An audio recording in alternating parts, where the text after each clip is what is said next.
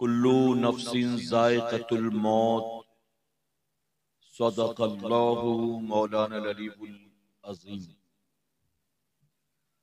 बादे तौहीद के मतवालों, शमे रिसालत के परवानों, खातून जन्नत हजरत फातिमा ज़हरा रज़ियल्लाहु तआला अन्हा की चाहने वालियों, आइए सबसे पहले हम और आप निहायत ही अदब और एहतराम के साथ अपने और सारी कायनात के मरकज़े अक़ीदत जनाबे मुहम्मदुर रसूलुल्लाह सल्लल्लाहु ताला अलैहि वसल्लम की बारगाहे बेकस पनाह में जिस तरह से मैं आपको पढ़ाऊं, मर्द हजरात बावाज़े बुलंद, हमारी माएं बहनें बच्चियां धीमी आवाज में मेरे साथ मिलकर दुरूद शरीफ का नजराना कुछ यूं पेश करें। अस्सलातु वस्सलामु अलैका या रसूलल्लाह, अस्सलातु वस्सलामु अलैका या हबीबल्लाह, अस्सलातु वस्सलामु अलैका या नबियल्लाह व अला आलिका व अस्हाबिका या नूर अल्लाह सल्लल्लाहु ताला अलैहि वसल्लम। रब्बे काबा की बारगाह में दुआ है, मौला अपने हबीब साहिबे लौलाक सल्लल्लाहु ताला अलैहि वसल्लम के सदक़तु फैल हम तमाम हाज़रीन और सामीन को तू माहे रजब के फ़यूज़ बरक़ात से भरपूर मालामाल फरमा। मौला हमें खैर वाफियत के साथ माहे शाबान व माहे रमजानुल मुबारक नसीब फरमा, और मौत आने से पहले हम गरीबों नातवा कमजोरों को एक मर्तबा माहे रमजान मदीने में नसीब फरमा। मेरे प्यारे आका अलैहिस्सलातु तस्लीम के प्यारे दीवानों, अपनी गुफ्तगू को आगे बढ़ाने से पहले ये ठीक तो है,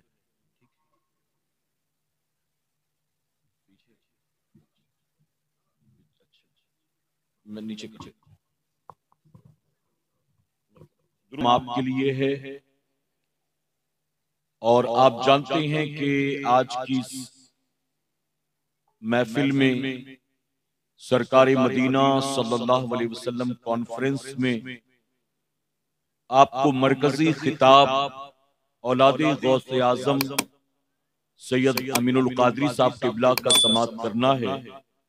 और मैं नहीं चाहता कि जब सैयद साहब माइक पर आए तो इस वक्त जितने लोग बैठे हैं इतने ही हों उनके सामने, बल्कि कम से कम कमेटी वालों ने जितना इंतजाम किया है ये पूरा पिंडाल तो भरा हुआ नजर आना चाहिए। मेरे प्यारे आका अलैहिस्सलातु तस्लीम के प्यारे दीवानों, मैं सुन्नी दावत इस्लामी का मुबल्लिग भी हूं और सुन्नी दावत इस्लामी का जिम्मेदार भी हूं। मैं 10 लोगों में भी बयान करता हूं और 10,000 के मजमे में भी बयान करता हूं, लेकिन सैयद साहब इस इलाके में यहाँ खास तौर पर पहली बार तशरीफ ला रही हैं, तो मैं नहीं चाहता कि जो माहौल अभी आपने बना रखा है शुरू से उनके सामने ये माहौल रहे, बल्कि तमाम लोग जो यहाँ वहां बिखरे हैं, यहाँ वहां खड़े हैं, वो आकर बैठ जाएं, ताकि जब मरकजी खिताब के लिए खुसूसी मेहमान आए तो उनके सामने मजमा हो और मैदान भरा हुआ नजर आना चाहिए। लोग हैं तो सही, लेकिन यहाँ वहां बिखरे हैं, जैसे बैठते हैं वैसे बैठे नहीं। मेरे प्यारे आका अलैहिस्सलातु तस्लीम के प्यारे दीवानों, हालांकि सर्दी कोई इतनी बहुत ज्यादा भी नहीं है कि आप बैठे तो आपकी तबीयत खराब हो जाएगी या बैठने में कोई तकलीफ हो जाएगी।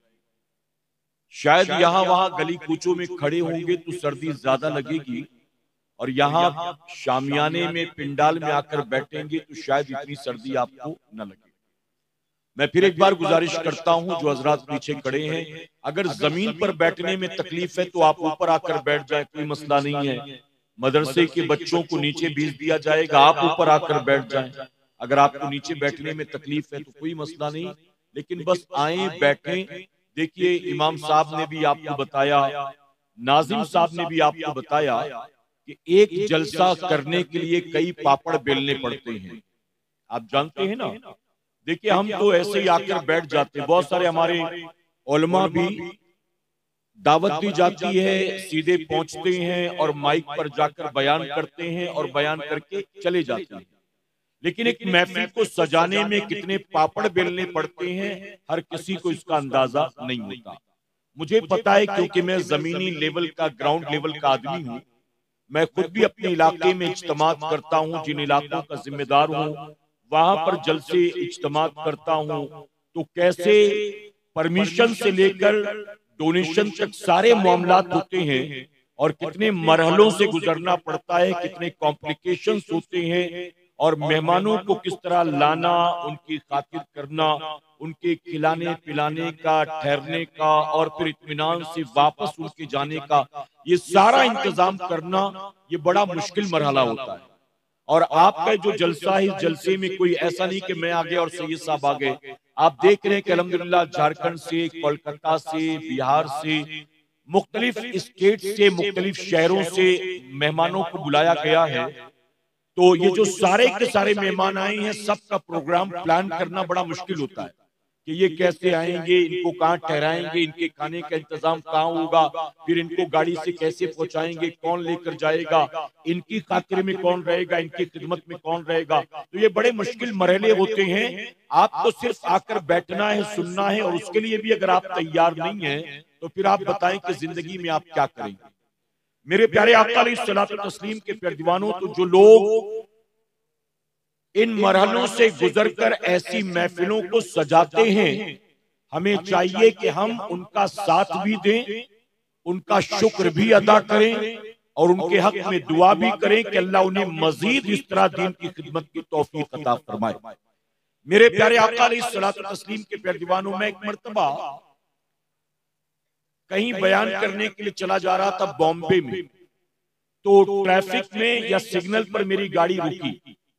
तो जब गाड़ी रुकी तो मैंने देखा करीब में एक ब्रिज था, ब्रिज के पिलर में एक पोस्टर लगा हुआ था। उस पोस्टर को मैंने गाड़ी में बैठे बैठे पढ़ा। तो पोस्टर जो था वो नौटंकी का पोस्टर था। नौटंकी पता है ना आपको, नौटंकी।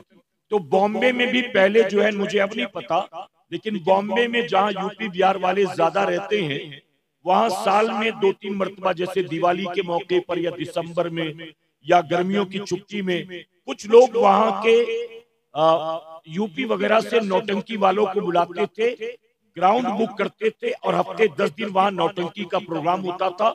उसके टिकट वो बेचा करते थे, पैसा कमाते थे, तो ये वो प्रोग्राम ऑर्गेनाइज करते थे। तो मैं बैठा था, बैठे बैठे मैं पोस्टर पढ़ रहा था। तो मैंने ऊपर से लेकर नीचे तक पढ़ा, सरसरी तौर पर जो कुछ पढ़ना था पढ़ा। उसके बाद नीचे आयोजक का नाम लिखा था, नीचे जो ऑर्गेनाइजर थे उनका नाम लिखा हुआ था रफीक सेठ, पप्पू भाई, दिलावर खान, यानी नौटंकी के उस प्रोग्राम के ऑर्गेनाइजर्स जो थे वो मुसलमान थे। जब मैंने पोस्टर को पढ़ा और उसके बाद और ऑर्गेनाइजेशंस के और जो आयोजक जो थे उनके नाम को पढ़ा, तो पढ़ने के बाद मैंने अल्लाह का शुक्र अदा किया कि मेरे करीम, ये तेरा बेपनाह करम और एहसान है कि तूने हमें ऐसों में पैदा नहीं किया, तूने हमें अपने जिक्र की महफिल सजाने वालों में पैदा फरमाया। हम गुनाहों के अड्डे नहीं सजाते, हम गुनाहों के लिए लोगों को जमा नहीं करते, हम अपनी हलाल कमाई का माल हराम कारोबार पर खर्च नहीं करते, बल्कि मेरे करीम तेरा एहसान है, टूटे फूटे तौर पर ही सही, हम गंदे निकम्मे ही सही, लेकिन तेरा करम है कि तूने हमें इस बुराई से बचाया और अपने जिक्र करने वालों में हमें शामिल फरमाया।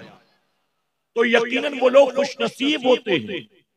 बल्कि मैंने आपके यहाँ यूपी में, बिहार में, झारखंड में, वेस्ट बंगाल में, उड़ीसा में देखा है कि हर गांव का तकरीबन एक सालाना जलसा होता है, हर गांव का। और अगर किसी गांव में सालाना जलसा नहीं होता है तो उर्से पाक का प्रोग्राम होता है या फिर मदरसे की दस्तार बंदी का प्रोग्राम होता है। लेकिन किसी न किसी बहाने इस तरह की दीनी महफिलें आपके गांव देहात में सजती रहती है। मेरे प्यारे आका के प्यारे दीवानों, अल्लाह का बेपनाह करम और एहसान है। अगर आप कुलाबा में पैदा होते, कफ परेड में पैदा होते, लंदन में पैदा होते, अमेरिका में पैदा होते, तो आपको ऐसी महफिलें जिंदगी में शायद कभी भी मैसर नहीं आती। हम गरीबों के घर में पैदा हुए, हम वेस्ट बंगाल के किसी गांव देहात में पैदा हुए, हम अगरचे गरीब माँ बाप के घर पैदा हुए, लेकिन फिर भी अल्लाह का बड़ा बेपनाह करम और एहसान है। ऐसे इलाके में पैदा हुए जहां अल्लाह का घर मौजूद है, ऐसे इलाके में पैदा हुए जहां आसपास मुसलमानों की बस्ती है, ऐसे इलाके में पैदा हुए जहां दिन और रात में 5 वक्त हय्या अलस सलाह हय्या अलल फलाह की आवाजें आती हैं, ऐसे इलाके में पैदा हुए जहां साल में 2-4 मरतबा अल्लाह के जिक्र की महफिल में शिरकत का मौका मिल जाता है।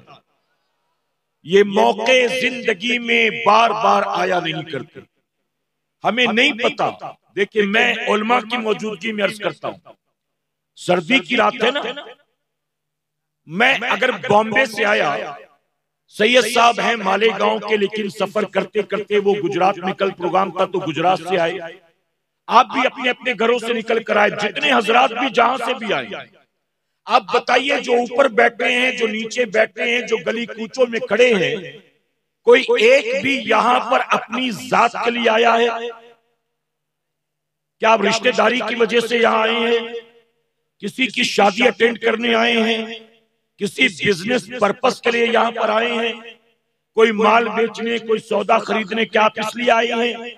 अगर आप और हम यहां आए हैं, चाहे जितने भी हैं, आप और हम यहां आए हैं, तो हम सरकारे मदीना कॉन्फ्रेंस के नाम पर आए हैं।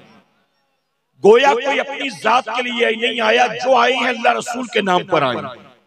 और मेरे प्यारे आका के प्यारे दीवानों, में अक्सर महफिलों में ये कहता हूं, अल्लाह और उसके रसूल के नाम पर आप यहां आकर बैठे हैं। आपने यहाँ 1 घंटे, 2 घंटे, 3 घंटे का वक्त दिया। अरे 2-3 घंटे तो बहुत बड़ी बात है। अगर आपका एक लम्हा यहाँ बैठना रब कबूल कर ले, तो कल कयामत के दिन वही एक लम्हा जन्नत की जमानत बन जाएगा। पूरी जिंदगी एक तरफ होगी और जिक्र की बाबरकत महफिल में गुजरा एक लम्हा आपके लिए निजात का सबब बन जाएगा, निजात का सबब।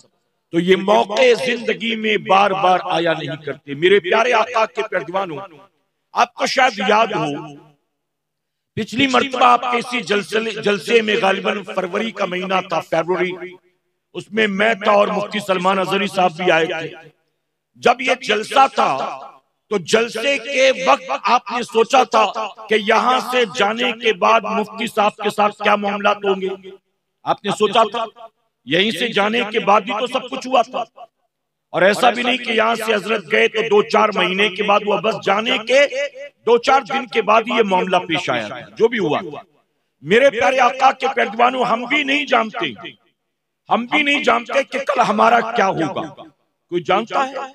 इसीलिए कभी कभी मैं कहता हूं, मुसलमानों, रात हर सोने वाले को अल्लाह सुबह उठने की मोहलत नहीं देता।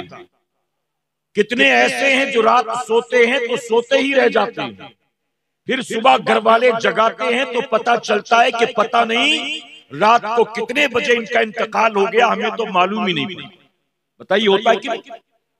तो हर सोने वाले को सुबह उठने की मोहलत नहीं मिलती। अगर अल्लाह मोहलत देता है तो अल्लाह का शुक्र अदा करो। अगर सांसें चल रही हैं, दिल धड़क रहा है, रगों में खून दौड़ रहा है, आंख कान नाक काम कर रहे हैं, जिस्म का जोड़ काम कर रहा है, तो याद रखना मुसलमानों, इसमें अपना कमाल नहीं है, बल्कि सब मौला का करम है। अपनी मर्जी से कुछ भी नहीं होता। मैं आपको अपनी बात बताऊं, मुझे कोई बीमारी नहीं। जैसे लोग कहते हैं ना कि शुगर का मसला, बीपी का मसला, हार्ट का मसला, अलग अलग तकलीफें होती। हदीस नेमत के तौर पर कहता हूं, अल्लाह का बेपनाह करम और एहसान, कोई तकलीफ नहीं। रात को 3.5-4 घंटे में सोया और उसके बाद फिर सुबह सुबह उठकर तैयारी करके 7:30 बजे घर से निकल गया एयरपोर्ट के लिए, और दिन भर सफर करते हुए तकरीबन 3-3:15 के आसपास यहाँ पहुंचा, बिल्कुल फिट, न सर में दर्द हुआ, न रास्ते में नींद आई, न हाथ पैर में दर्द था, कुछ भी नहीं, बिल्कुल फिट था। लेकिन मगरिब के वक्त जब सैयद साहब बैठे रोजा इफ्तार करने, तो घर वालों ने मुझसे कहा कि सैयद साहब इफ्तार कर रहे हैं, आप भी आइए। मैं सैयद साहब के कमरे में पहुंचा तो अचानक मुझे ऐसा लगा कि जैसे नाक से कुछ बह रहा हो। मैंने सोचा शायद क्लाइमेट चेंज होने की वजह से सर्दी वगैरह हो गई होगी।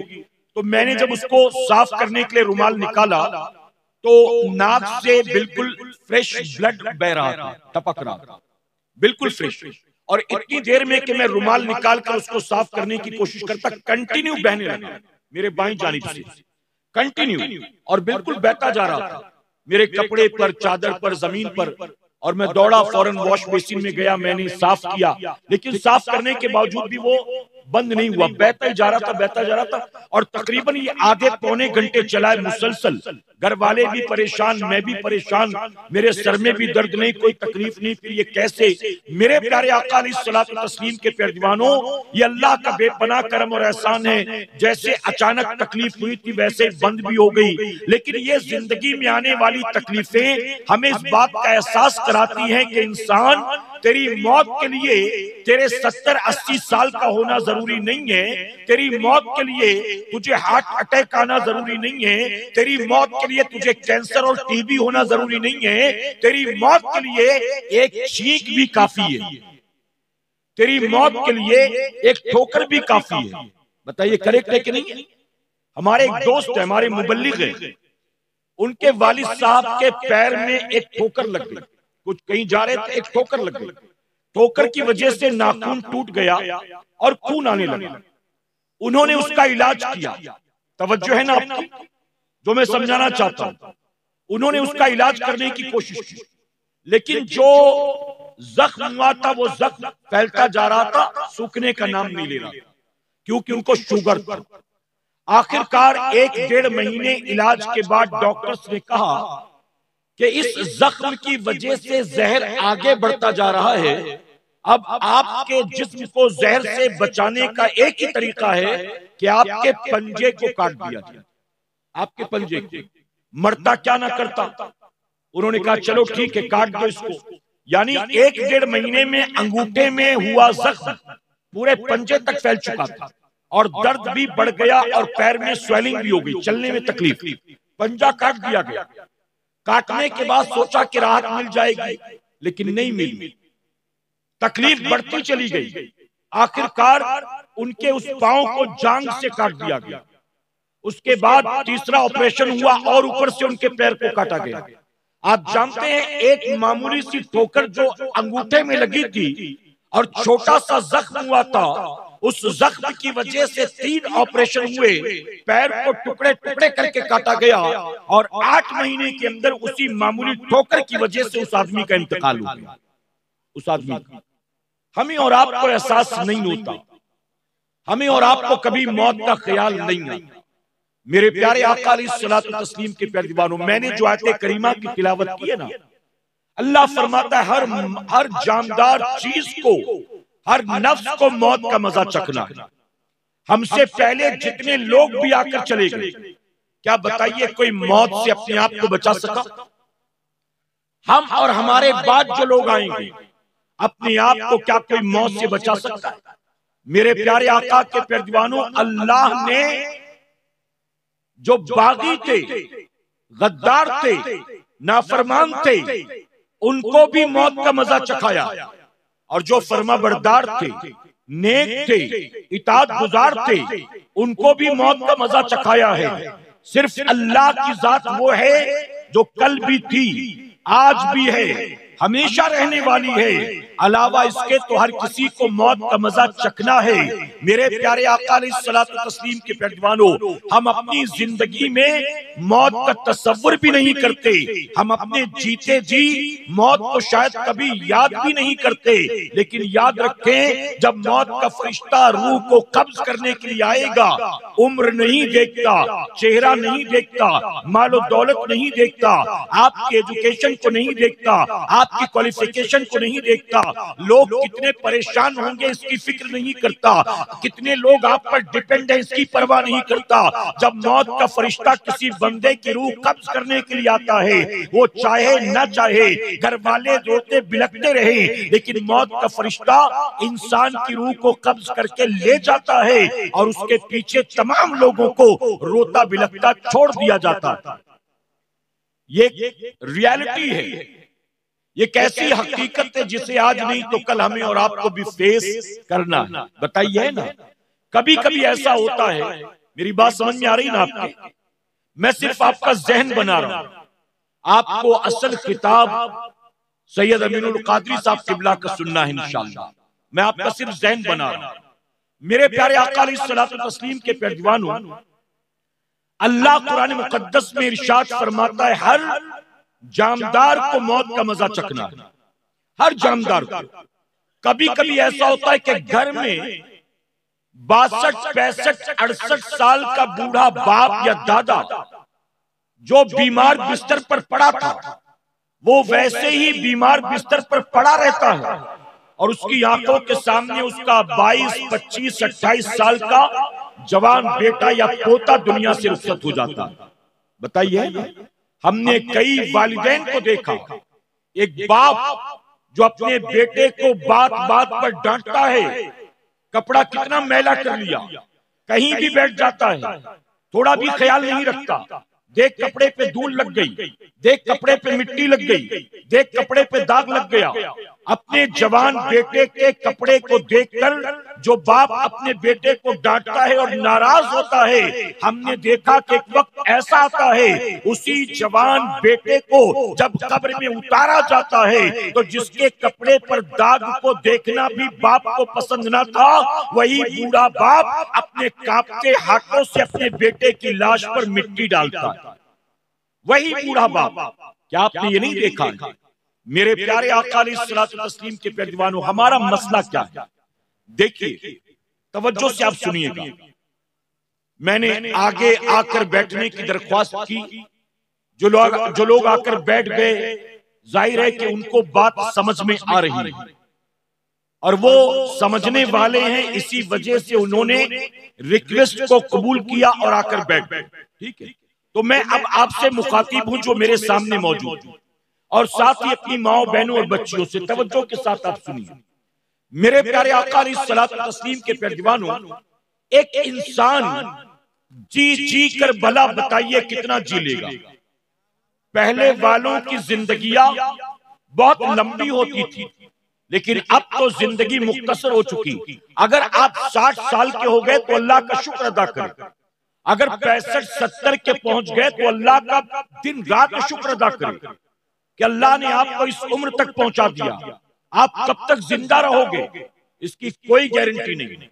आज पूरी दुनिया में जो लोग अल्लाह और उसके रसूल की नाफरमानी कर रहे, तवज्जो से सुनना, ये जो बात दर्ज कर रहा हूं, पूरी दुनिया में अल्लाह और उसके रसूल की नाफरमानी जो मुसलमान कर रहा है, मुसलमान शराब पीता है, जुआ खेलता है, सूद के धंधे करता है, अपने पट्टीदार के रिश्तेदार के खेत खलियान पर, मकान दुकान पर कब्जा करता है, नफ्स की खातिर जिना के अड्डों पर जाता है, शराब के प्याले चटकाता है, ताश के पत्ते फेंकता है, लॉटरी का टिकट निकालता है, जुए में पैसा लगाता है, पूरी रात यूट्यूब पर गंदी फिल्में, ड्रामे, खेल तमाशे और हीरोइनों की नंगी तस्वीरें देखता है, पूरी रात पबजी खेलता है, पूरी रात टिकटॉक पर, इंस्टाग्राम पर, फेसबुक पर लगा रहता है।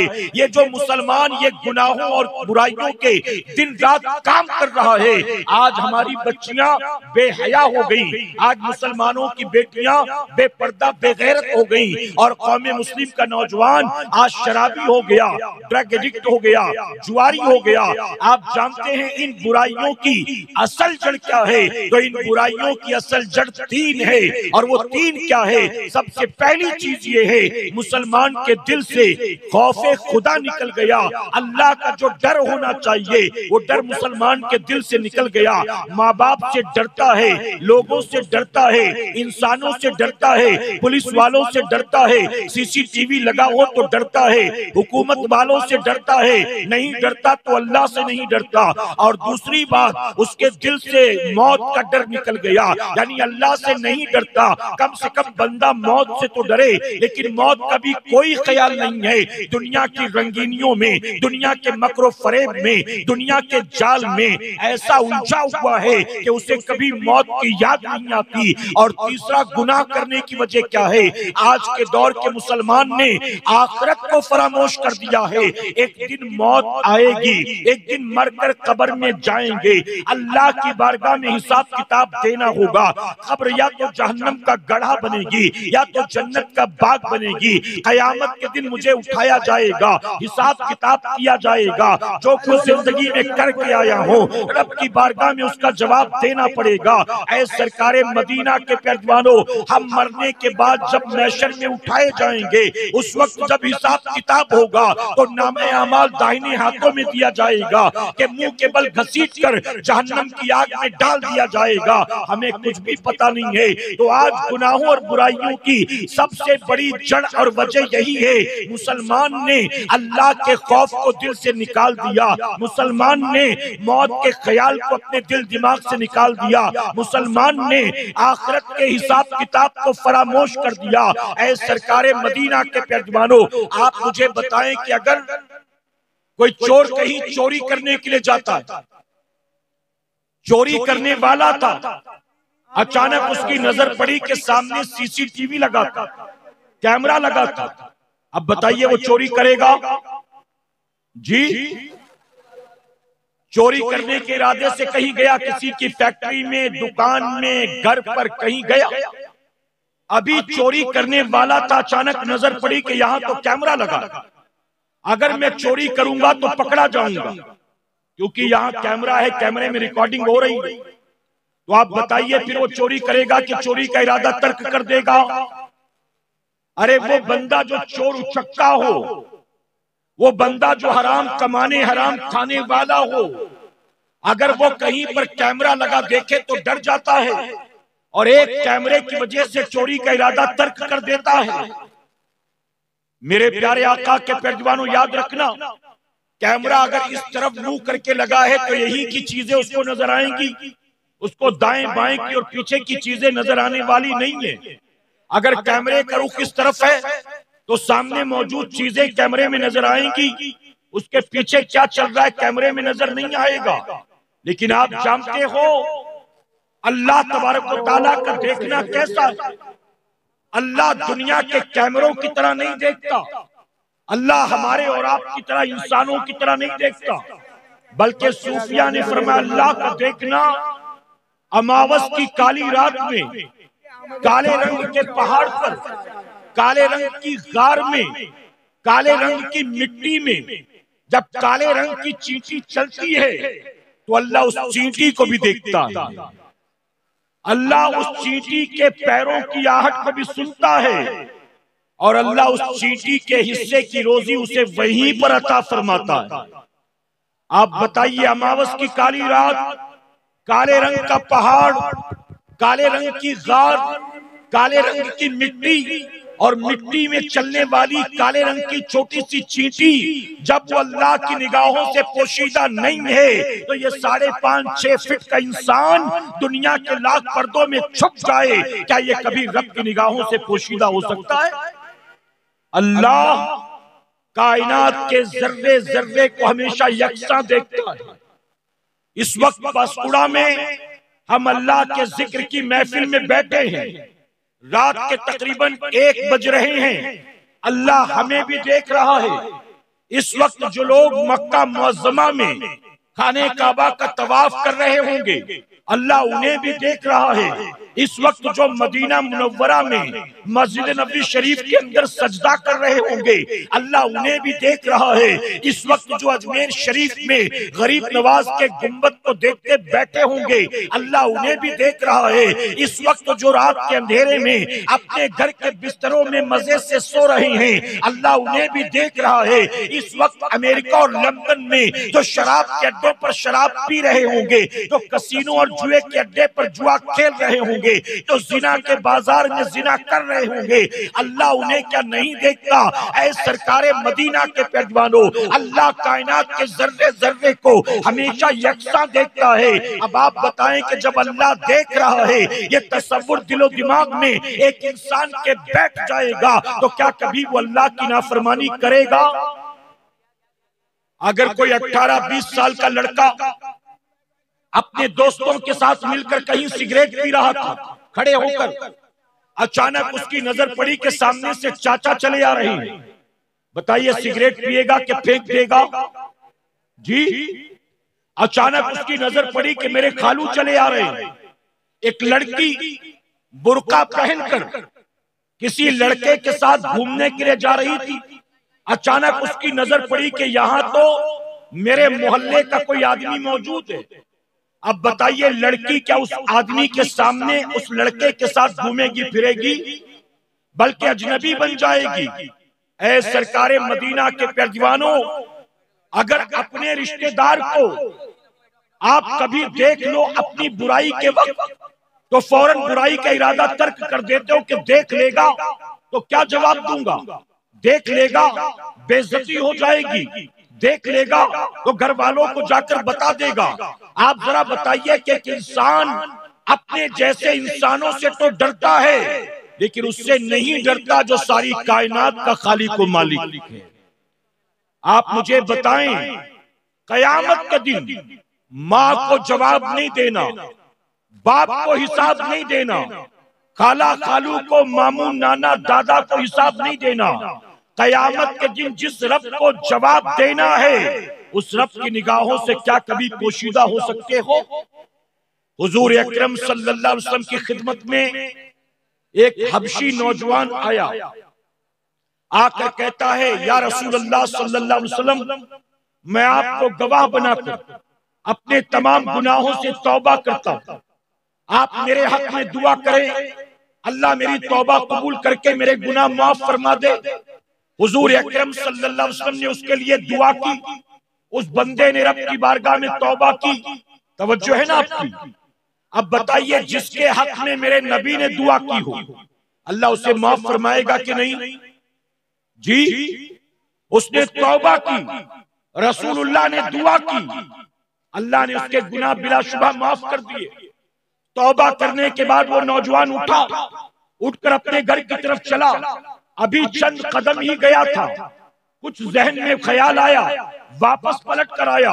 हुजूर सल्लल्लाहु अलैहि वसल्लम की बारगाह में अर्ज करता है, या रसूलल्लाह सल्लल्लाहु अलैहि वसल्लम, मैंने अपने सारे गुनाहों से तौबा तो कर ली, लेकिन मैं ये जानना चाहता हूँ कि जिन गुनाहों से मैंने तौबा की है, जब मैं वो गुनाह कर रहा था तो क्या अल्लाह ने मुझे गुनाह करता हुआ देखा? अल्लाह अकबर। आप जानते उस नौजवान ने सवाल किया, मैंने तौबा कर ली, लेकिन जानना ये चाहता हूँ कि जब मैं वो गुनाह कर रहा था, अल्लाह ने मुझे गुनाह करता हुआ देखा? तो मेरे नबी फरमाते, हाँ, जब तू गुनाह कर रहा था, अल्लाह ने तुझे गुनाह करता हुआ देखा। उस हबशी नौजवान ने जैसे ही सुना, एक चीख मारता है, अल्लाह देख रहा था और मैं गुनाह कर रहा था, अल्लाह देख रहा था और मैं गुनाह कर रहा था। हदीस मुबारक में आता है, उसके दिल में ऐसा खौफे खुदा पैदा हुआ, ऐसा खौफे खुदा पैदा हुआ कि जमीन पर गिरा, तड़पा और जिस्म से रूह परवाज कर गई। आप जरा सोचें, अगर पता चल जाए कि मेरे गुनाह के वक्त अल्लाह देख रहा था, मेरे प्यारे आका के पैगाम, वो माइक बंद, हाँ सर बंद कर दीजिए। एक बार दुरूद शरीफ पढ़ लें आप, अल्लाहुम्मा सल्ली अला मुहम्मद व आलिहि अल्फ अल्फ मर्रा। तवज्जो है ना आपकी? मेरे प्यारे आका अलैहिस्सलातु वस्सलाम के पैगाम, आप जरा सोचें, हम जब भी जो कुछ भी करते हैं अल्लाह देख रहा है ना जी। अभी रमजान शरीफ शुरू होने वाला है। रमजान शरीफ में गर्मी का मौसम होता है, 38 डिग्री, 40 डिग्री, 42 डिग्री टेम्परेचर, 12, 13, 14 घंटे भूखे प्यासे रहते हैं। हम और आप अल्लाह की रजा के लिए जब रोजा रखते हैं, गर्मी की शिद्दत होती है, दोपहर का वक्त होता है, गला सूख कर प्यास से कांटा बन चुका होता है। हम मस्जिद में जाते हैं नमाज पढ़ने, 3 बार कुल्ली करने के लिए पानी मुंह में लेते हैं। हम प्यास को बुझाने के लिए एक बार कुल्ली बाहर न करते हुए पानी अंदर निकल ले, इमाम साहब को पता चलेगा जी। जो बाजू में बैठा वजू कर रहा था उसको मालूम पड़ेगा, घर में आपकी बीवी को पता चलेगा। इस तरह से अगर जोहर में थोड़ा सा पी लिया, असर में थोड़ा सा पी लिया, किसी को पता चलेगा। अगर मान लीजिए कोई घर में अकेला हो, घर में उसके अलावा कोई मौजूद ना हो, उसने दुनिया वालों के लिए रोजा रख लिया है, लेकिन घर के दरवाजे को बंद करके अगर फ्रिज का ठंडा पानी दिन में 2-4 बार पी भी ले, मोहल्ले वालों को पता चलेगा, गांव वालों को पता चलेगा। आप कहेंगे किसी को पता नहीं चलेगा। इसके बावजूद बताइए क्या कोई ऐसा करता है? हम हरगिज ऐसा नहीं करते। गर्मी की शिद्दत होती है, प्यास भी सख्त लगी होती है, पानी घर में मौजूद होता है, हमारे पास पीने का मौका भी होता है, फिर भी हम नहीं पीते। क्यों नहीं पीते? हम जानते हैं कि दुनिया वाले जाने न जाने, अल्लाह तो सब जानता है। अगर मैंने पी लिया तो अल्लाह देख रहा है, अगर मैंने छुप कर खा लिया तो अल्लाह देख रहा है। मुझे सिगरेट की तलब हो रही है, मुझे चाय की तलब हो रही है, मुझे मावा जर्दा गुटके की तलब हो रही है, मुझे सूखा खाने की तलब हो रही है, मुझे पान सुपारी की तलब हो रही है। मैं चाहूं तो चुप छुपा कर ये काम कर सकता हूं, लेकिन नहीं करता। अल्लाह देख रहा है, अल्लाह देख रहा है। हम जब जाते हैं फज्र की नमाज पढ़ने, यकीन है अल्लाह देख रहा है। हम जब जाते हैं ज़ोहर की नमाज पढ़ने, यकीन है अल्लाह देख रहा है। हम जब कुरान की तिलावत करते हैं, यकीन है अल्लाह देख रहा है। हम जब सहरी में उठकर बैठते हैं, यकीन है अल्लाह देख रहा है। हम जब इफ्तार के वक्त दस्तरख्वान पर बैठते हैं, यकीन है अल्लाह देख रहा है। अब दिन भर 12-14 घंटे भूखे प्यासे रहने के बावजूद भी हर रात 20 रकात तरावी पढ़ते हैं, यकीन है अल्लाह देख रहा है। अब मैं आपसे सवाल पूछता हूँ सुन्नियों, अल्लाह क्या सिर्फ माह रमजान में देखता है? रबीउल अव्वल में नहीं देखता? मुहर्रम में नहीं देखता? आप बताएं अल्लाह क्या सिर्फ बंदे को नेकी करता देखता है? कुरान पढ़ोगे तो अल्लाह देखेगा, और फिल्म देखोगे तो अल्लाह नहीं देख रहा है। जब सजदा करोगे तो अल्लाह देख रहा है, और जब मोबाइल पर छुप कर गंदी वीडियो देख रहे हो तो क्या अल्लाह नहीं देख रहा है? आप जानते हैं अल्लाह रब्बुल इज्जत ने अपने एक वली को इल्हाम फरमाया। अल्लाह ने फरमाया जाकर मेरे बंदों से कह दे, जब मेरे बंदे गुनाह का इरादा करते हैं तो कमरा बंद कर लेते हैं, खिड़कियां बंद कर लेते हैं, तमाम पर्दे खींच देते हैं, ताकि उनके गुनाह के बारे में किसी को पता न चल सके। अल्लाह फरमाता जाकर मेरे बंदों से कह दे कि जब कोई गुनाह का इरादा करते हैं तो खिड़की दरवाजे पर्दे सब बंद कर देते हैं। उनसे कह दे कि अपनी तरह इंसानों से अपने आप को बचाने के लिए तूने खिड़की दरवाजे बंद कर दिए, लेकिन तू वो खिड़कियां बंद क्यों नहीं करता जहां से हर वक्त तुझे तेरा रब देखा करता? वो खिड़कियां बंद क्यों नहीं करता? आप बताइए, हम लाख पर्दे में चले जाएं, अल्लाह की निगाहों से पोशीदा हो सकते हैं?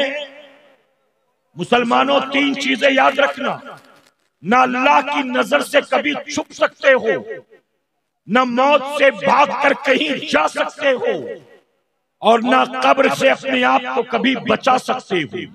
बताइए मुमकिन है? पॉसिबल है? एक नौजवान आया जनाब इब्राहिम बिन अदहम रहमतुल्लाह अलैह की बारगाह में, आकर कहता है हुजूर, मैं अपने आप को गुनाह से रोकने की बहुत कोशिश करता हूं, लेकिन बच नहीं पाता। कोई ऐसा नुस्खा बताएं कि मैं गुनाह से बच जाऊं। तो जनाब इब्राहिम बिन अदहम ने क्या फरमाया? आपने फरमाया 5 बातें तुझे बताता हूं। इन 5 बातों को तवज्जो के साथ सुन ले, अल्लाह तुझे गुनाहों से बचने की तौफीक अता फरमाएगा। कहा वो 5 बातें क्या? आप फरमाते हैं सबसे पहली चीज, जब तू गुनाह करने का इरादा करे तो तू अल्लाह की जमीन को छोड़कर कहीं ऐसी जगह चला जा जिस जमीन का मालिक अल्लाह ना हो। नौजवान कहता है ये कैसे मुमकिन है? सारी कायनात का खालिक भी वही, सारी कायनात का मालिक भी वही।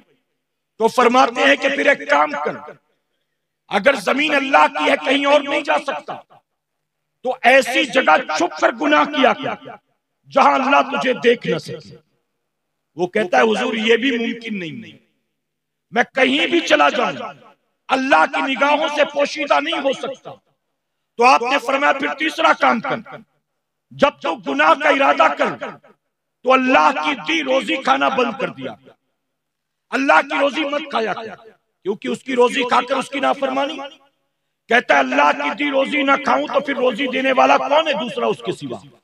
रज़्ज़ाक़ तो वही है, चरित परिंद को वही खिलाता पिलाता है, समंदर की मछलियों को भी रोजी वही देता है, दरख्तों के परिंदों को रोजी वही देता है, बिलों की चींटियों को भी रोजी वही देता है। तो भला किसकी रोजी खाऊं? फरमाते ठीक है अगर ये सब नहीं कर सकता तो चौथा काम कर। कहा क्या? कहा जब मौत का फरिश्ता आए ना तेरी रूह कब्ज करने तो कह देना तू जा, मैं मरने वाला नहीं, मैं नहीं मरूंगा, जा तू। तो उसने कहा यह कैसे मुमकिन है? मैं चाहूं ना चाहूं वो तो रूह को खींच कर ले जाएगा। आप फरमाते फिर एक काम कर, 5वां काम कर लेना। कहा 5वां क्या? कहा जिंदगी भर के गुनाह की वजह से जब तुझे जहन्नम का हुक्म हो तो तू आकर जाना, कहना मैं जहन्नम में नहीं जाऊंगा, मैंने दुनिया में ऐश किए, आखिरत में भी मजे ही चाहिए, आखिरत में भी जन्नत ही चाहिए, मैं जहन्नम में जाने वाला नहीं। उसने कहा ये मेरे कंट्रोल में कहा है, ये मेरे कंट्रोल में कहा, मैं चाहूं ना चाहूं मेरे गुनाहों की वजह से मुझे जहन्नम में डाल दिया जाएगा। आप फरमाते जब तू जानता है कि सारी कायनात का खालिक व मालिक अल्लाह है तो उसी की जमीन पर रहकर तू उसकी नाफरमानी करता है। जब तू जानता है कि उसकी निगाहों से कभी छुप नहीं सकता तो उसकी निगाहों के सामने तो उसकी नाफरमानी करता है। जब तू जानता है कि उसके सिवा कोई रज़्ज़ाक़ नहीं है तो उसका रिज़्क़ खाकर तो उसकी नाफरमानी करता है। जब तू जानता है कि मौत एक वक्त आना है और मौत से तू बच नहीं सकता तो फिर तू उसकी नाफरमानी कैसे करता है? अरे जब तू जानता है कि तेरे गुनाह तुझे जहन्नम के ईंधन में डाल देंगे तो फिर तू आखिर गुनाह क्यों करता? उसने कहा मैं तौबा करता हूं, आप भी दुआ करें कि अल्लाह मुझे गुनाहों से बचने की तौफीक अता फरमाए। अब तवज्जो से सुनना मेरी माएं बहनें भी और आप भी।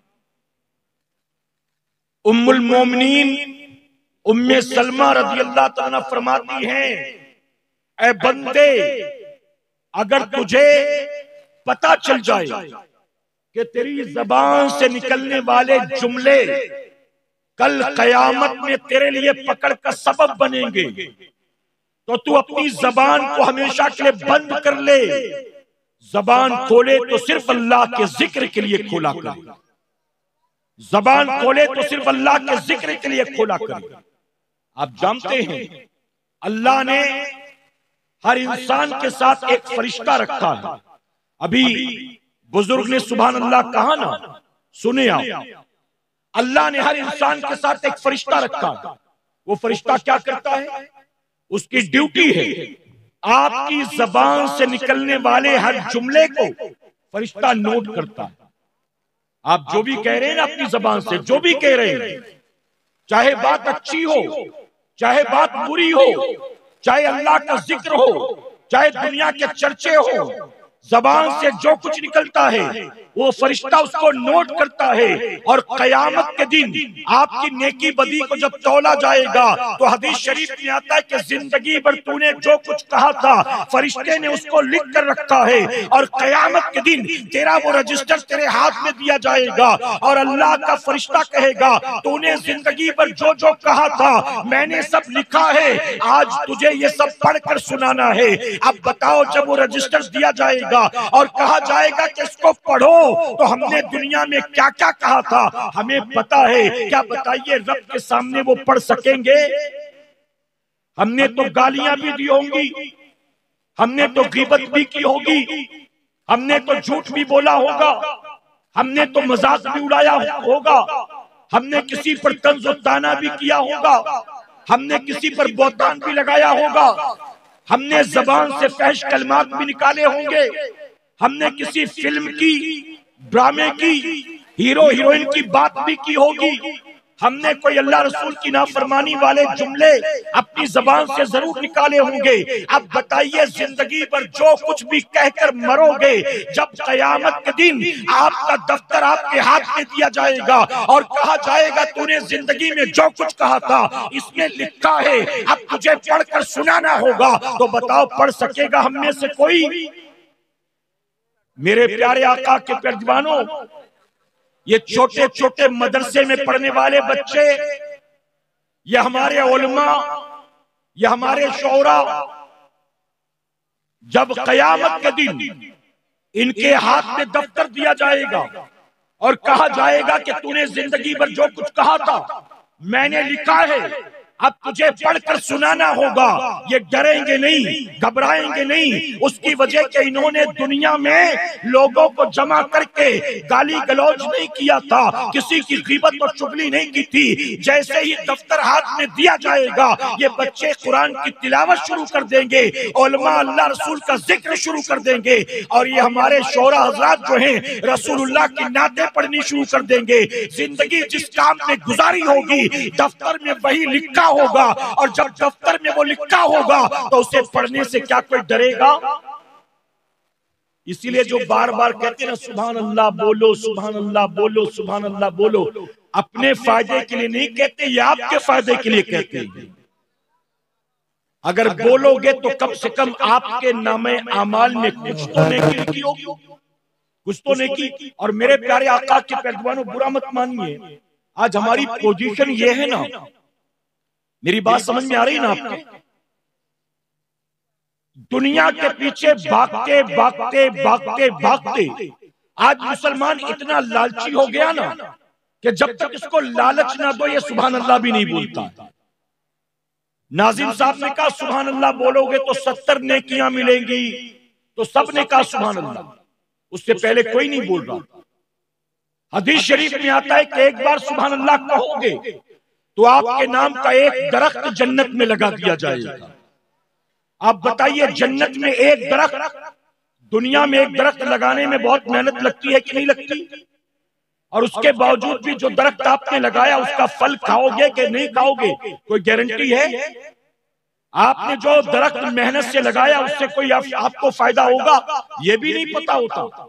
कभी कभी ऐसा होता है बाप ने दरख्त लगाया और बाप के इंतकाल के बाद किसी और ने कब्जा कर लिया, बेटे भी फायदा नहीं उठा पाते। देखा कि नहीं आपने? लेकिन जन्नत में अगर आपके नाम का दरख्त लगेगा तो फायदा उससे आप ही उठाएंगे इंशाअल्लाह। और है मुसलमानों, बल्कि मैं कहता हूं जीते जी दुनिया में जो जितना ज्यादा जन्नत में अपने नाम का दरख्त लगवाएगा, मरने के बाद वही जाएगा जहां उसकी प्रॉपर्टी होगी, जहां उसका बाग होगा। अभी भी नहीं समझे आप? तो एक और बात बता दूं, मेरे नबी जब बयान करते थे ना तो एक सहाबी थे जिनकी आदत थी हुजूर अकरम सल्लल्लाहु अलैहि वसल्लम के हर जुमले पर वो सुभान अल्लाह कहते थे।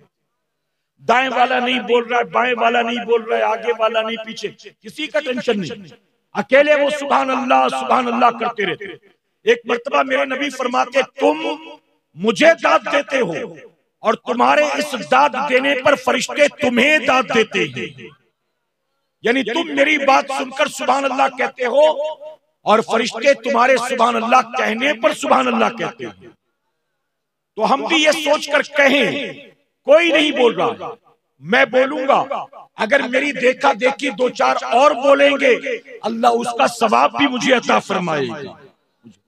तो जरा ये आदत बनाए कि इंशाअल्लाह, और जब ये सुभान अल्लाह कहेंगे ना तो ये मुकर्रिर की या शायर की तारीफ नहीं होती। सुभान अल्लाह मतलब होता है अल्लाह पाक है। क्या मतलब है? अल्लाह की तारीफ। और अल्लाह की तारीफ करेंगे तो जाहिर है कि अल्लाह आपको सवाब अता फरमाएगा। नेकी अता करेगा। तो मेरे प्यारे आका अलैहिस्सलातु वस्सलाम के पैगंबरों, जो बातें मैंने बताई वो बातें आपकी समझ में आई? आइए आपको आगे ले चलता हूं। एक मर्तबा सुलेमान अलैहिस्सलाम का दरबार लगा हुआ था। सुलेमान अलैहिस्सलाम का दरबार लगा था। दरबार में लोग बैठे थे, दरबार भरा हुआ था। उस दरबार के अंदर मौत के फरिश्ते इज़राइल अलैहिस्सलाम इंसानी शक्ल में मौजूद थे और वो सुलेमान अलैहिस्सलाम के उम्मती को घूर घूर कर देख रहे थे। यानी वो भी दरबार में बैठे थे और बार बार पलट पलट कर उसको देख रहे थे। उस आदमी के दिल में डर पैदा हो गया। वो वहां से उठा, सुलेमान अलैहिस्सलाम के पास आया और आकर कहता है, अल्लाह के नबी, आपके दरबार में एक बंदा बैठा है जो मुझे बहुत देर से घूर घूर कर देख रहा है। कौन है, कहां से आया है, मुझे क्यों देख रहा है, मुझे नहीं पता, लेकिन बार बार देखने की वजह से मेरे दिल में उसका डर पैदा हो गया कि कहीं मुझे नुकसान न पहुंचा दे। आखिर मुझे क्यों देख रहा है?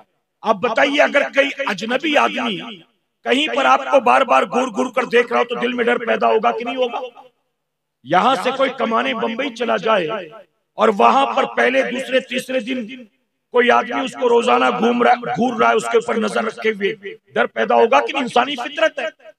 तो आकर कहता है कि आपके दरबार में एक बंदा है जो मुझे बहुत देर से घूर रहा है, मुझे उससे डर लग गया, आप मुझे यहां से कहीं और भेज दें ताकि मैं उससे दूर चला जाऊं, वरना लगता है कि दरबार बर्खास्त होगा तो कहीं मुझे नुकसान न पहुंचा दे। जानते सुलेमान अलैहिस्सलाम ने क्या किया?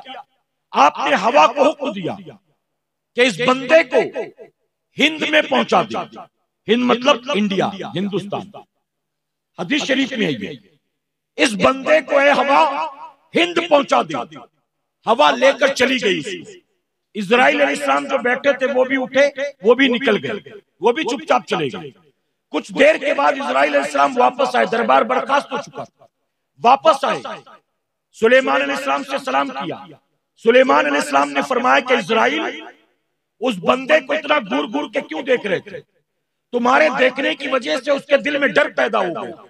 तुमने देखा नहीं वो कितना डरा हुआ था, आखिर उसको तुम क्यों देख रहे थे? तो जानते हो मौत के फरिश्ते ने क्या कहा?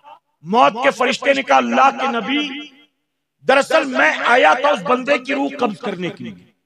अल्लाह ने मुझे भेजा था और अल्लाह ने मुझे हुक्म दिया था, चंद लम्हों के बाद मुझे उसकी रूह को हिंद में कब्ज करना था और वो आपके दरबार में बैठा हुआ था। मैं यही सोचकर परेशान था कि थोड़ी देर के बाद इसकी रूह हिंद में निकालना है और ये यहाँ बैठा हुआ है, कब यहाँ से उठेगा, कैसे चलेगा, कौन सी सवारी से जाएगा, कब हिंद पहुंचेगा, मुकर्ररा वक्त पर इसकी रूह को हिंद में कैसे निकालूंगा। मैं ये सोचकर परेशान था और उसको बार बार देख रहा था कि अल्लाह की करनी देखें, अल्लाह ने आपके जरिए उसको हिंद पहुंचा दिया और अल्लाह ने जो वक्त मुकर्रर किया था उसी वक्त पर, उसी जगह पर मैंने उसकी रूह को कब्ज कर लिया।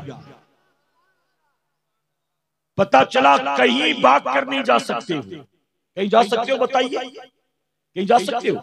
कभी कभी ऐसा होता है, एक आदमी पूरी जिंदगी बंबई में रहा, छुट्टी पर आया था अपने घर और यहां उसका इंतकाल हो गया। बिल्कुल फिट था, कोई तकलीफ नहीं, कोई परेशानी नहीं, बिल्कुल फिट आया और उसका इंतकाल हो गया। ऐसा हुआ है कि नहीं आपके साथ जिंदगी में कभी? एक आदमी यहां से गया कहीं घूमने के लिए, यह आदमी यहां से गया हज उम्रा करने के लिए और कोई तकलीफ, कोई बीमारी नहीं थी, हंसी खुशी सबसे मिलकर दावत खाकर दुआएं करा कर गया था और वहां उसका 3-4 दिन के बाद अचानक इंतकाल हो गया।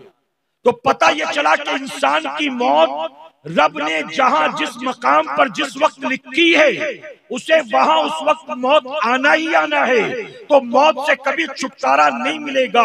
ऐ सरकारे मदीना के पैगंबरों, अगर हमारे और आपके दिल में मौत का डर पैदा हो जाए तो यकीनन एक मुसलमान जितनी तरह की बुराइयों में मुलव्विस है वो तमाम बुराइयों से अपने आप को बचाता हुआ नजर आएगा। अपने दिल में खौफे खुदा पैदा करे कि इंशाअल्लाह, अपने दिल में फिक्र आखिरत पैदा करे कि इंशाअल्लाह। आपके मोबाइल में कई बार मैसेज आया होगा, फला का इंतकाल हो गया, आपने इन्ना लिल्लाहि व इन्ना इलैहि राजिऊन पढ़ लिया या मैसेज कर दिया होगा। 1-2 बार नहीं, बीसियों बार आपके मोबाइल में मैसेज आया होगा, आपकी मस्जिद के लाउड स्पीकर से आपने ऐलान सुना होगा, फला साहब का इंतकाल हो गया, जोहर के बाद जनाजा उठाया जाएगा, असर के बाद मैयत उठाई जाएगी, फलां के वालिद का इंतकाल हो गया, फलां के बेटे का इंतकाल हो गया, फलां की बीवी का इंतकाल हो गया। ऐ मुसलमानों, दिल पर हाथ रखकर जवाब दो, ये मस्जिदों से लोगों की मौत की खबर जब आप सुनते हैं या आपके मोबाइल में किसी के मौत का मैसेज जब आता है, तो क्या ये खबर सुनने और देखने के बाद आपको ये ख्याल आता है एक दिन इसी मस्जिद के लाउड स्पीकर से मेरी मौत का भी ऐलान होने वाला है, एक दिन सोशल मीडिया पर मेरी मौत का मैसेज भी वायरल होने वाला है। ऐ मुसलमानों, आज हमारी पोजीशन ये है, दुनिया की मोहब्बत हमारे दिल में ऐसे कूट कूट कर बैठ गई है, हम तो जनाजे में भी शरीक होते हैं तो पीछे पीछे व्हाट्सएप पर बात कर रहे होते हैं, चैटिंग कर रहे होते हैं। हम कब्रिस्तान जाते हैं तो कब्रिस्तान में जाने के बाद हम टूटी फूटी कब्रें देखकर, गिरी धसी धसी कब्रें देखकर, कब्रों से निकलते चूहों को देखकर, कब्रों पर रेंगते कीड़े मकोड़ों को देखकर, हम कब्रिस्तान में कब्रों के हालात देखकर भी अपनी मौत को याद नहीं करते। आप बताइए, जिस मुसलमान को मैयत देखकर मौत का ख्याल ना आए, कब्र को देखकर मौत का ख्याल ना आए, मौत का ऐलान सुनकर मौत का ख्याल ना आए, उसको घर के दस्तरख्वान पर कभी मौत की याद आएगी? मां आयशा सिद्दीका रज़ी अल्लाह तआला ने हुजूर अकरम सल्लल्लाहु अलैहि वसल्लम की बारगाह में अर्ज किया, या रसूलल्लाह सल्लल्लाहु अलैहि वसल्लम, क्या कोई ऐसा बंदा भी है जिसको मौत नेचुरल आए, मौत फितरी आए, यानी बुढ़ापे की वजह से या बीमारी की वजह से नेचुरल मौत मरा, लेकिन अल्लाह उसको शहादत का मकाम अता फरमाए? तो मेरे नबी ने फरमाया, हाँ आयशा, वो बंदा जो दिन और रात में 70 मरतबा अपनी मौत को याद करता है, जो बंदा दिन और रात में 70 मरतबा अपनी मौत को याद करता है, अल्लाह उस बंदे को शहादत का मकाम अता फरमाएगा। पासकुड़ा वालों, मुझे बताओ, जो दिन और रात में 70 बार मौत को याद करे, अल्लाह उसको शहादत का मकाम अता फरमाए। हमें 70 दिन में एक बार भी मौत की याद आती है? 70 दिन में हम दोस्त अहबाब के साथ बैठे हों, क्या मौत की याद आती है? हम किसी की शादी में हो तो क्या मौत की याद आती है? हम घर में बैठे आईपीएल देख रहे हैं तो क्या मौत की याद आती है? हम मोबाइल पर यूट्यूब पर वीडियो देख रहे हैं तो क्या मौत की याद आती है? हम जब रिश्तेदारों के साथ हो, बीवी बच्चों के साथ हो, तो मौत की याद आती है? जिस मुसलमान को कब्रिस्तान में पहुंचकर कब्रें देखकर भी मौत की याद न आती हो, आप बताइए कि उसे घर में खाते पीते चलते फिरते, फैक्ट्री में, दुकान में, कारखाने में नोट गिनते गिनाते मौत की याद कहां से आएगी? ऐ सरकारे मदीना के पैगंबरों, आज मुसलमान रो रो कर अल्लाह की बारगाह में अर्ज करता है, ऐ अल्लाह, हमारे हाल को देख, हमारे हाल को देख, हमारे हाल को देख। और अल्लाह फरमाता है, बंदे अपने अमाल तो देख, बंदे अपने अमाल तो देख, बंदे अपने अमाल तो देख। जब तक हमारे अमाल अच्छे थे, अल्लाह ने हमारे मकाम को बुलंद फरमाया था, अल्लाह ने हमको इज्जत अता की थी, अल्लाह ने हमको सरबुलंदी अता की थी, अल्लाह ने हमको कामयाबी अता की थी, अल्लाह ने हमको तख्तो ताज अता किया था, अल्लाह ने हमको हुकूमत अता की थी, अल्लाह ने हमको इख्तिदार अता किया था। जब तक हमारे अमाल अच्छे थे, अल्लाह ने हमारे मकाम को बुलंद फरमाया था, लेकिन जब से अमाल बर्बाद हो गए, हमें तख्त ताज से उतार कर दुनिया की ठोकर में डाल दिया गया। आज मुसलमान उनसे डरता है जिन्हें पेशाब करने की भी तमीज नहीं। मुसलमान को कुत्ते बिल्ली का डर है, मुसलमान को सांप बिच्छू का डर है, मुसलमान को अपने इलाके के प्रधान का, एमएलए का, मंत्री जी का डर है, लेकिन मुसलमान को अल्लाह का डर नहीं। पट्टीदार से डरता, अपने इलाके के दबंग और गुंडे से डरता है। जिसके यहाँ पुलिस का आना जाना हो और जो पुलिस का खबरी हो, मुसलमान उससे भी डरता है, लेकिन मुसलमान अल्लाह से नहीं डरता। याद रखना मुसलमानों, दुनिया वालों से डरोगे, अल्लाह तुम्हें इज्जत नहीं देगा। दुनिया वालों से डरोगे, अल्लाह तुम्हें कामयाबी नहीं देगा।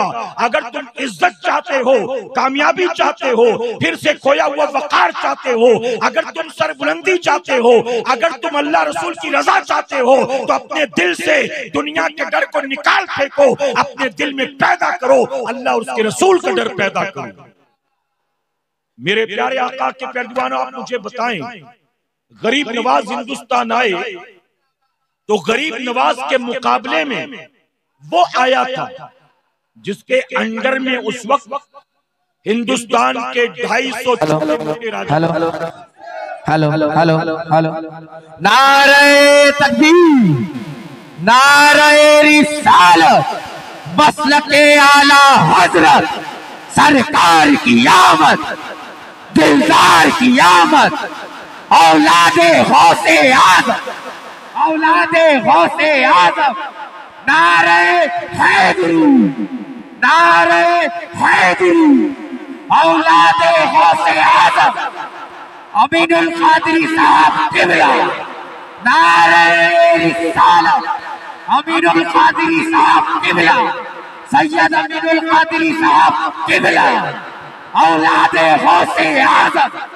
औलादे गौसे आज़म, औलादे गौसे आज़म, नारे हैदरी, नारे हैदरी, नारे रिसालत, मसलके आला हजरत, मसलके आला हजरत, नारे रिसालत, औलादे गौसे आज़म, औलादे गौसे आज़म, सैयद अमीनुल कादरी साहब किबला, सैयद अमीनुल कादरी साहब किबला।